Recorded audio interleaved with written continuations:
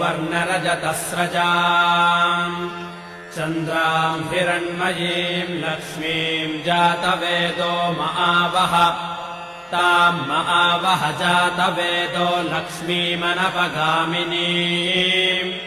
यस्याम् हिरण्यम् विन्देयम् गामश्वम् पुरुषानहम् अश्वपूर्वाम् रथमध्याम् हस्तिनादप्रबोधिनीम् श्रियम् देवीमुपह्वये श्रीर्मा देवीर्जुषताम् कांसोऽस्मिताम् हिरण्यप्राकारामार्द्राम् ज्वलन्तीम् तृप्ताम् तर्पयन्तीम्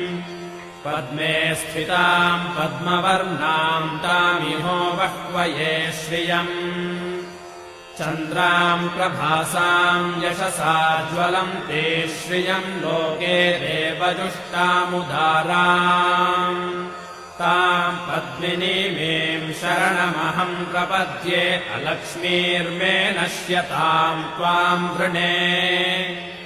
आदित्यवर्णे तपसोऽधिजातो वनस्पतिस्तव वृक्षोऽथ बिल्वः तस्य फलानि तपसानुदन्तु मायान्तरायाश्च बाह्या अलक्ष्मीः उपैतु माम् देवसखः कीर्तिश्च मणिना सह प्रादुर्भूतोऽस्मि राष्ट्रेऽस्मिन् कीर्तिमृद्धिम् ददातु मे क्षुत्पिपासामलाम् ज्येष्ठामलक्ष्मीर्नाशयाम्यहम्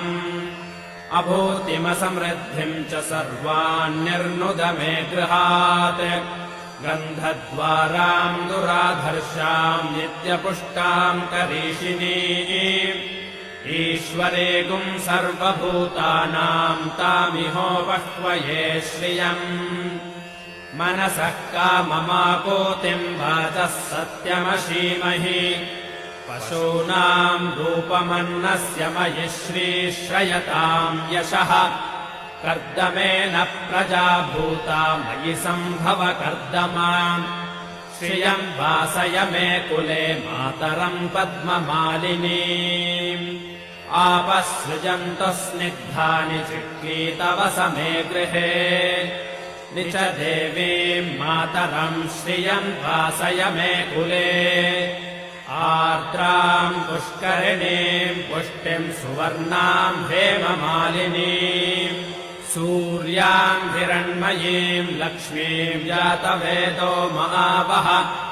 आर्द्राम् यःकरिणीम् यष्टिम् पिङ्गलाम् पद्ममालिनीम्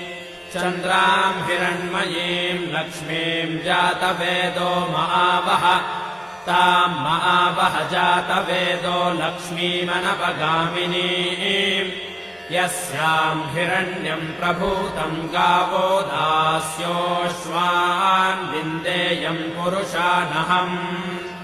महादेव्यै च विद्महे विष्णुपत्नी च धीमहि तन्नो लक्ष्मीः प्रचोदयात्।